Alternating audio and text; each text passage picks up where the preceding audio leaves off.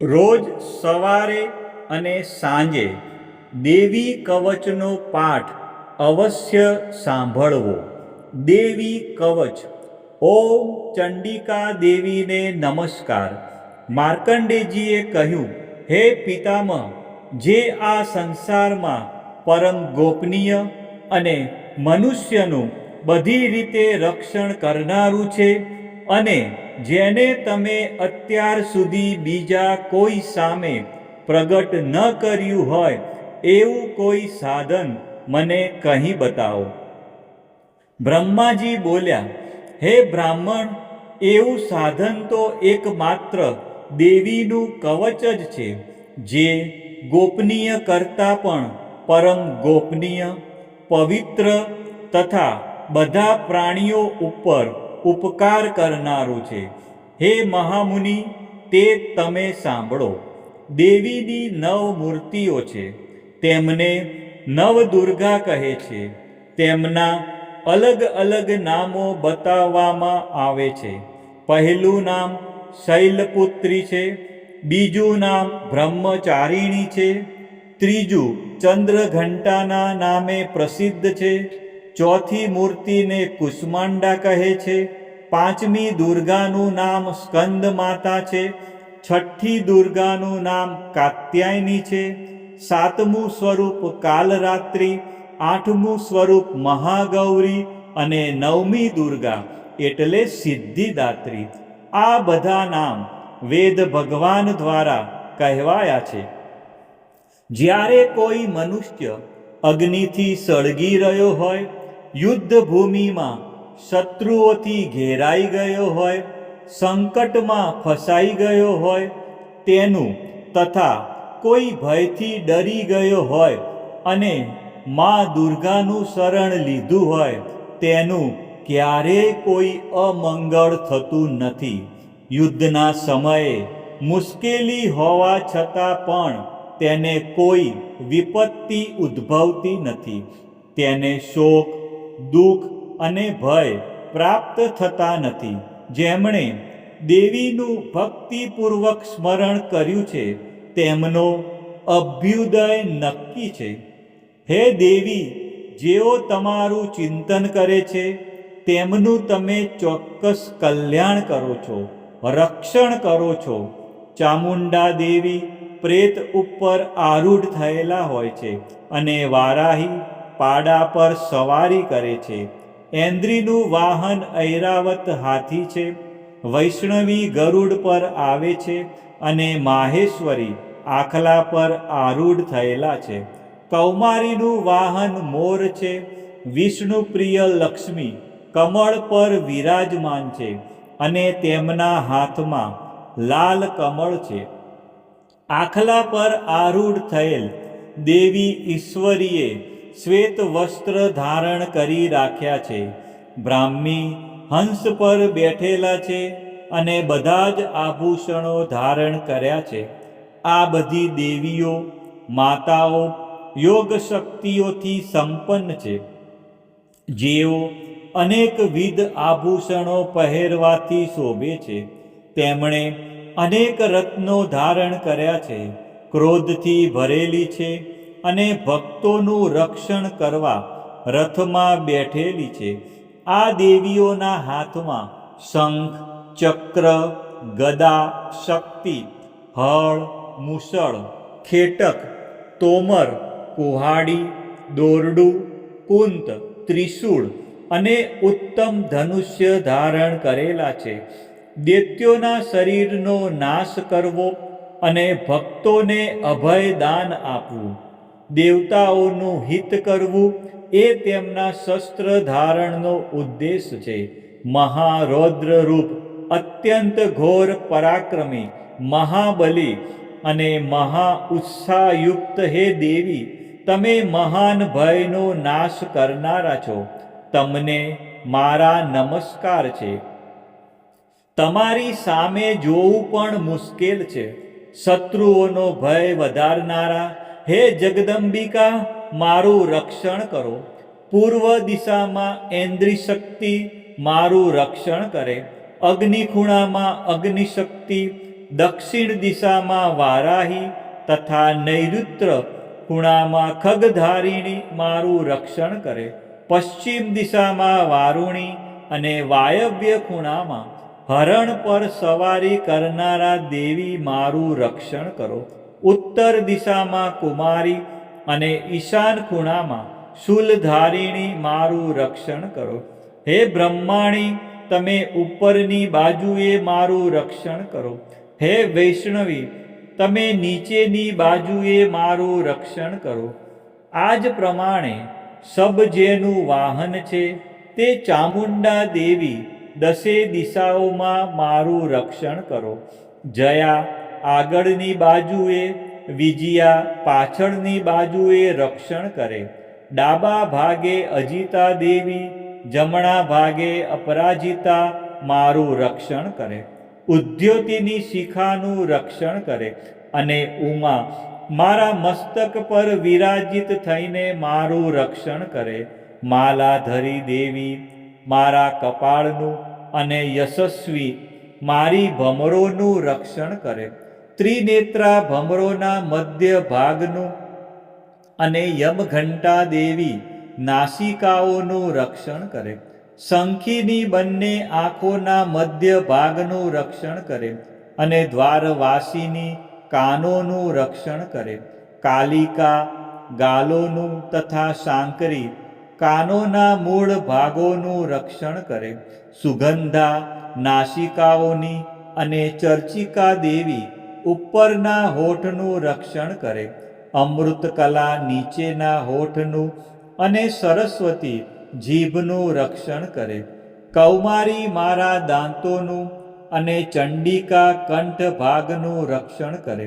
ચિત્રઘંટા ગળાની ઘંટિકાનું અને મહામાયા તાળવાનું રક્ષણ કરે. કામાક્ષી દાઢીનું અને સર્વમંગલા મારી વાણીનું રક્ષણ કરે. નીલગ્રીવા કંઠના બહારના ભાગનું અને અન્ન નલિકાનું કૌબેરી દેવી રક્ષણ કરે. ખગીની બંને ખભાઓનું અને વ્રજધારિણી મારા બંને બાહુઓનું રક્ષણ કરો. દંડીની દેવી બંને હાથોનું અને અંબિકા આંગળીઓનું રક્ષણ કરે. સુલેશ્વરી નખોનું રક્ષણ કરે અને કુલેશ્વરી કુખ પેટનું રક્ષણ કરો. મહાદેવી બંને સ્તનોનું અને શોક વિનાશીની મનનું રક્ષણ કરે. લલિતા દેવી હૃદયનું અને શૂલધારિણી ઉદરનું રક્ષણ કરે. કામિની નાભીનું અને ગુહેશ્વરી ગુહ ભાગનું રક્ષણ કરો. પૂતના અને કામિકા લિંગનું અને પાડાને વાહન બનાવનાર દેવી ગુદાનું રક્ષણ કરે. ભગવતી કટી પ્રદેશનું અને ઘૂંટણોની રક્ષા વિંધ્યવાસિની કરે. સર્વ કામનાઓ પૂરી કરનારા દેવી જંગાઓનું રક્ષણ કરે. નારસિંહ દેવી પિંડીઓનું રક્ષણ કરે.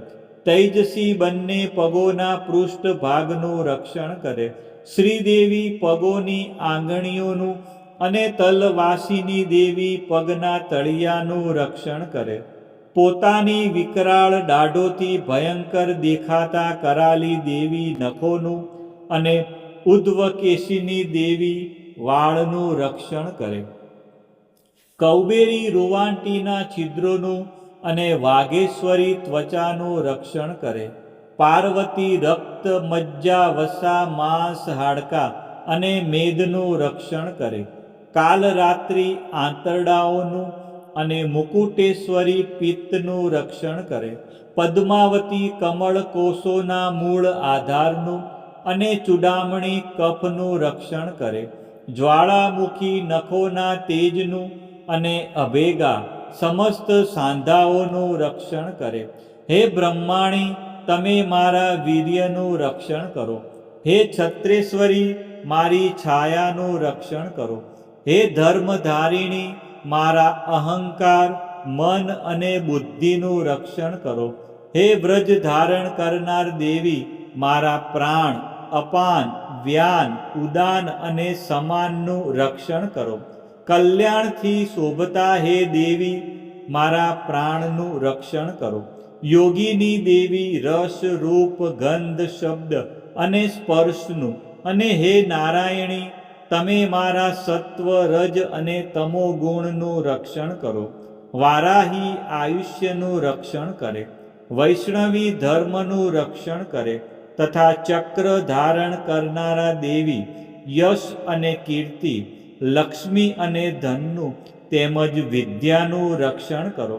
હે ઇન્દ્રાણી, તમે ગોત્રનું રક્ષણ કરો. હે ભૈરવી, પત્નીનું રક્ષણ કરો. હે ચંડિકા, મારા પશુઓનું રક્ષણ કરો. હે મહાલક્ષ્મી, પુત્રોનું, સંતાનોનું રક્ષણ કરો. હે સુપથા દેવી, મારા પથનું, અને ક્ષેમકરી દેવી મારા માર્ગનું રક્ષણ કરે. હે મહાલક્ષ્મી, રાજદ્વારી કાર્યોમાં મારું રક્ષણ કરો, તથા સર્વ બાજુએ રહેલા વિજયા, ચારે બાજુ રહીને રક્ષણ કરો. હે દેવી, જે સ્થાન દેવી કવચમાં કહેવાયું નથી અને તેથી રક્ષણ વિનાનું છે, તે બધા સ્થાનો તમારા વડે સુરક્ષિત થાય, કારણ કે તમે વિજયશાલિની અને પાપનાશીની છો. મનુષ્ય પોતાના શરીરનું ભલું ઈચ્છતો હોય તો તેણે દેવી કવચનો પાઠ કર્યા વિના એક ડગલું પણ ભરવું નહીં. દેવી કવચનો પાઠ કરીને જ યાત્રા કરવી. દેવી કવચના પાઠથી બધી બાજુથી સુરક્ષિત થયેલો મનુષ્ય જ્યાં જ્યાં જાય છે ત્યાં ત્યાં તેને ધન લાભ થાય છે, તથા સઘળી કામનાઓ પર વિજય પ્રાપ્ત થાય છે.